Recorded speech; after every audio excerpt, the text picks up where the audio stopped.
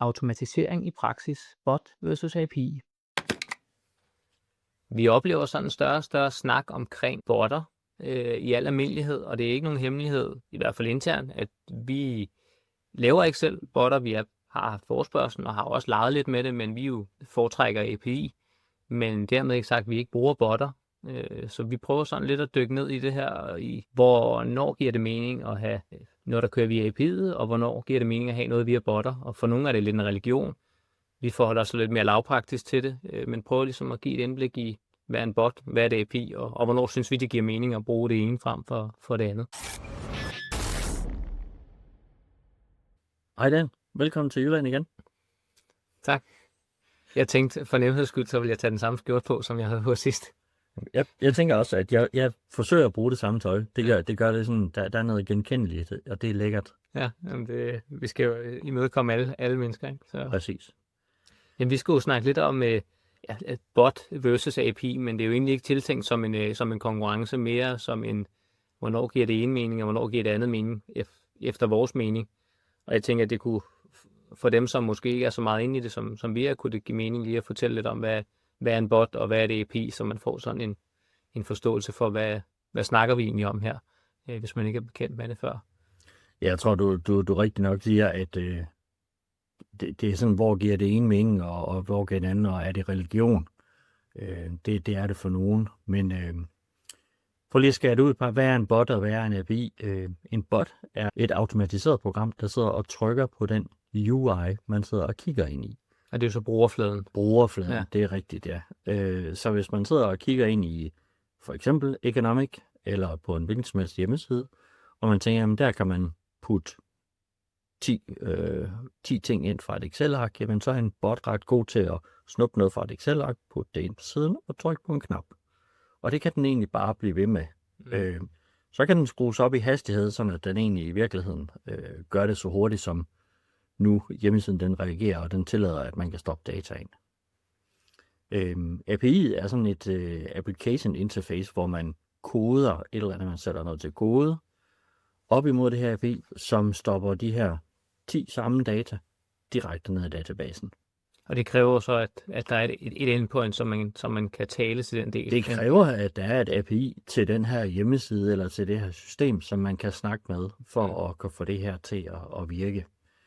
Det kræver også en lille smule andre skills, end man kan jo få bot-programmer, som er screen recorder, og så trykker man på en knap, og så gør den egentlig bare det, så gentager den egentlig det, man sidder og klikker rundt, så man kan sige for dem, der ikke har udviklere, eller har udviklere til rådighed, eller vælger at købe det ude i byen med udviklere, der skal udvikle noget op mod API'er, jamen så kan det være en rigtig hurtig måde at komme i gang med at få automatiseret et eller andet på. Så vil jeg sige, at det er et rigtig fedt sted at starte for folk, der ikke har den der gode erfaring, og man kan komme utrolig langt. Personligt så er jeg nok i den der holdning, at hvis man kan bruge API'et, så vil jeg gerne bruge API'et. Nu har vi også in-house udviklingsressourcer, og vi vil også gerne sælge det ud af byen til andre i forhold til det, og gå ud noget input via API'et. Men der ligger også noget hastighedsmæssigt i det, hvis jeg skal stoppe 100.000 elementer ind i et system, og man gør det via en bot, så kan det godt være, at det kommer til at tage et par dage, eller et eller andet. Hvis jeg skal gøre det via API, så kan jeg måske gøre det på 5 minutter. Så der er noget performance-mæssigt i, at man snakker via API'et, fordi den snakker direkte ned igennem databasen, i stedet for at man snakker via brugerfladen, som kører på en webserver, som skal igennem x lag inden dernede og snakke med databasen, og i øvrigt skal prompte tilbage til brugeren, at jeg har også gjort det, du har bedt mig om. Ja, så der er også noget, er det et kald med 10 linjer, eller er det 100.000 eller 1.000, ikke? Altså sådan, så hvis det er sådan gentagne småopgaver, som man kan automatisere på den måde. Så. Absolut. Så tænker jeg, så er der også en anden ting i, at det kan være væsentligt nemmere at navigere rundt i, at noget man kan se, det er nemmere at forholde sig til, at jeg automatiserer noget, jeg kan se. Der er også en vis form for tryghed i, at man faktisk jo næsten, når botten den kører, så kan man jo næsten sidde og kigge på skærmen, læne sig tilbage, drikke en kop kaffe, og sige, nu er der en, der udfører mit arbejde. Ej, det er fedt. Og så kan jeg drikke kaffe. Der er noget tryghed i det, hvor man kan sige, at at API kræver ligesom, at man har tillid til, at det, der sker bag ved linjerne, det også er det, man forventer, der sker. Mm.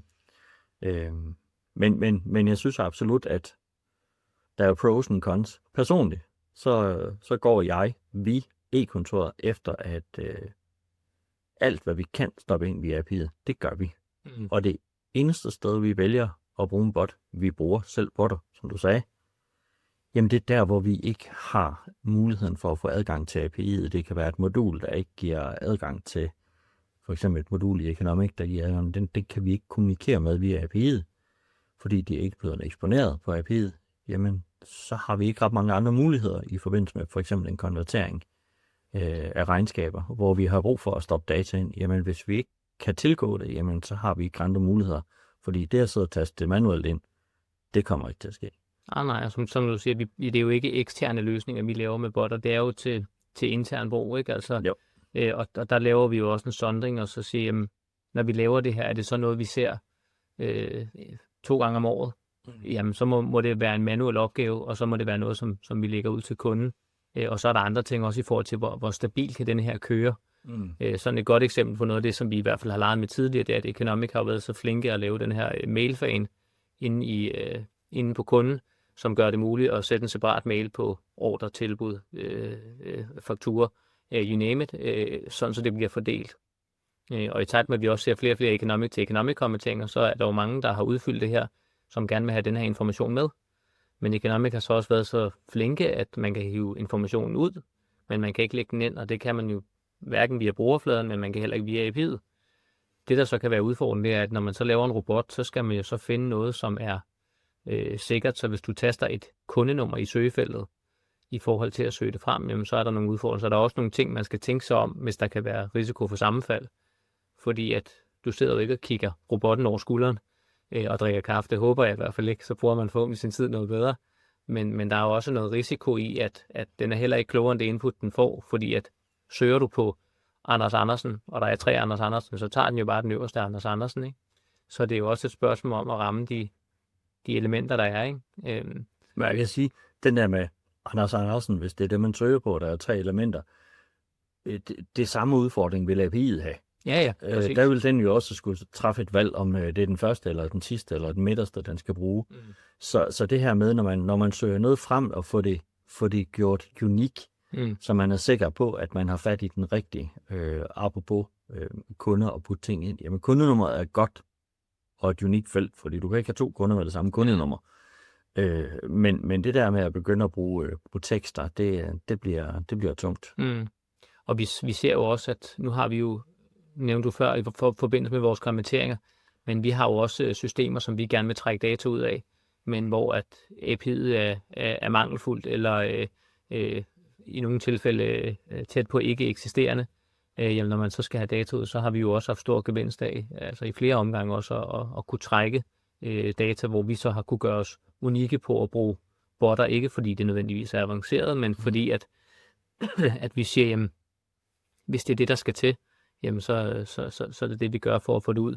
Og så kan det jo godt være, at hvis det er store mængder data, eller meget ensformige data, jamen så kan der nogle gange være, at man lige skal lave et eftersyn, men det er trods alt sjovere at trække 2 ting ud manuelt, end trække 2.000 ting ud manuelt, og sidde og forholde sig til, ikke?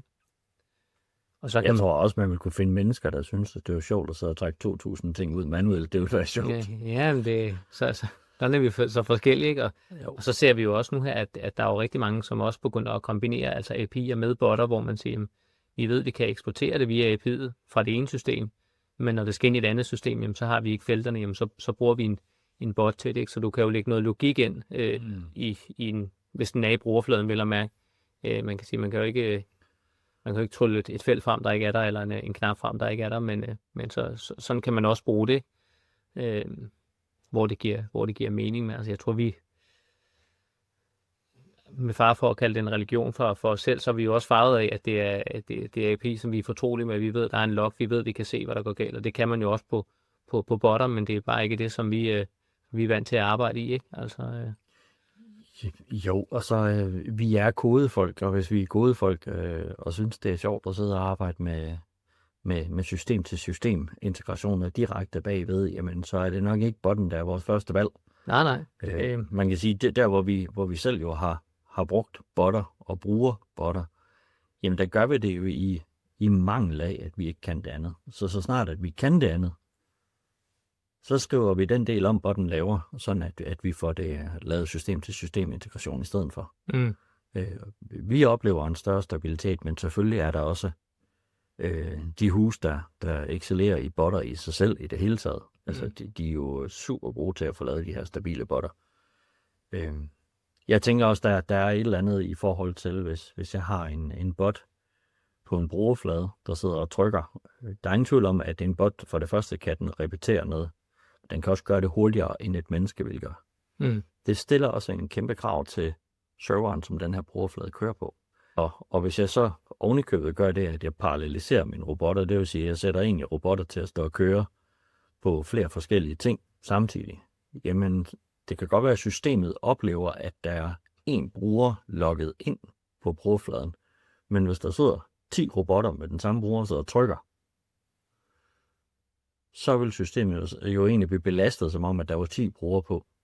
Hvis man så tager hastigheden i betragtning, hvor man siger, at robotten kan også gøre det 10 gange hurtigere end et menneske, jamen så skal du gange det, som den brugerflade skal kan håndtere yderligere med 10.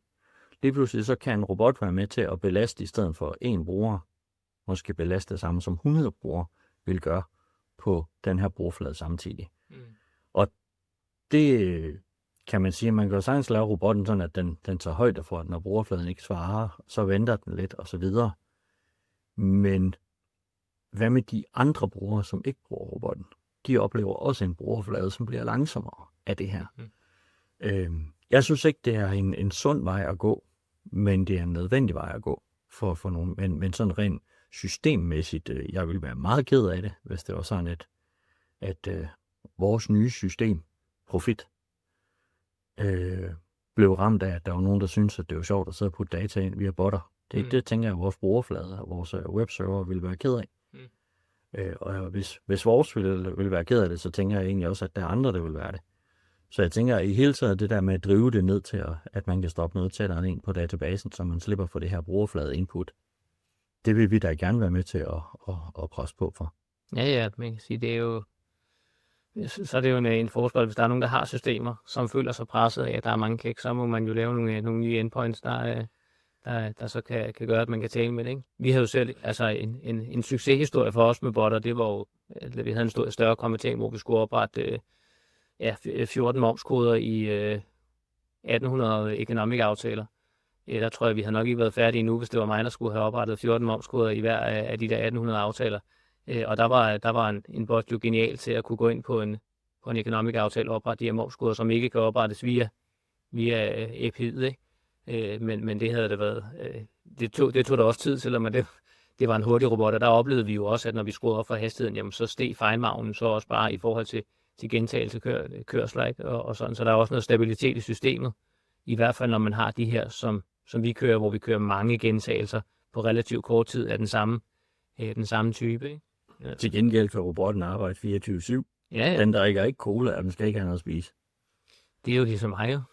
Så i hvert fald på kortbane. Ja, på kortbane. Så, ja. Men altså, vi var ikke kommet i mål, hvis det var sådan, vi ikke havde bygget de der robotter, der kan afhjælpe. Men Sol og Månen siger, at lige nøjagtigt det endpoint, det burde være frigivet i løbet af i år. Ja, så det glæder vi os til. Det satser vi stærkt på. Så har vi yderligere en bot, der skal begraves. Ja. Og man kan sige, altså det... Ja, nu snakker vi jo sådan meget om det her med, hvad vil man vælge, og jeg tror altså, selvom vi siger, vi er jo ikke imod robotter eller botter, men vi vil bare hellere API'et, og det er jo sådan lidt en bytur, vi tager i byen for at møde et fedt API, men hvis det ikke er der, når lyset på klubben tænder til sidst, jamen, så går vi også gerne med en bot i stedet for, ikke? Så vi... Det vigtigste er, at man kommer i mål med missionen for dagen eller for aftenen, ikke? Så det er bestemt ikke, fordi det er et dårligt valg. Det er bare ikke vores første valg i hvert fald. Ja, man kan sige, der er jo også forskellige botter. Der er jo de her, der optager og så videre, og så gør det. Og man kan også vælge at kode botten, så den egentlig basically netscraper hele hjemmesiden og begynder at lave det input, som man normalt vil gøre, men hvor man egentlig ikke rigtig ser det. Så der er flere forskellige varianter af det, men du har ret, vi går efter API'et de steder, hvor vi kan komme i nærheden af at gå efter API'et. Enig. Og det er også det, som, altså, når vi bliver spurgt, om vi kan lave en integration imellem to systemer. Jeg tror ikke en eneste gang, vi begyndte at tænke, om det kunne jeg lige gøre med en bot.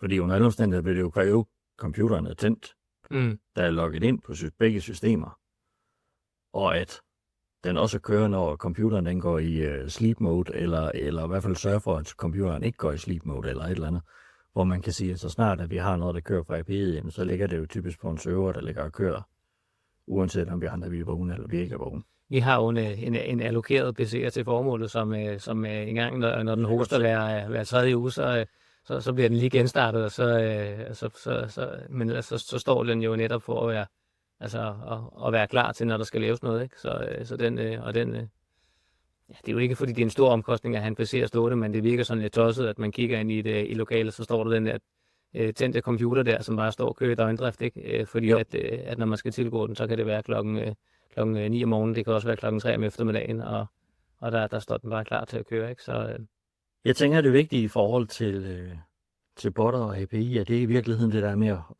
at få øje på forskellen, at den ene, den arbejder på brugerflader og trykker på knapper, lige så vel som vi mennesker gør, hvor API'et egentlig mere arbejder på rå data, og rå data ind i databasen. Og der er ikke fordele for den ene frem for den anden. Jeg tænker, at der er nok fordele, hvis det er sådan datamængderne er kæmpe store. Men ellers så tænker jeg, at der er jo egentlig fortaler for begge dele.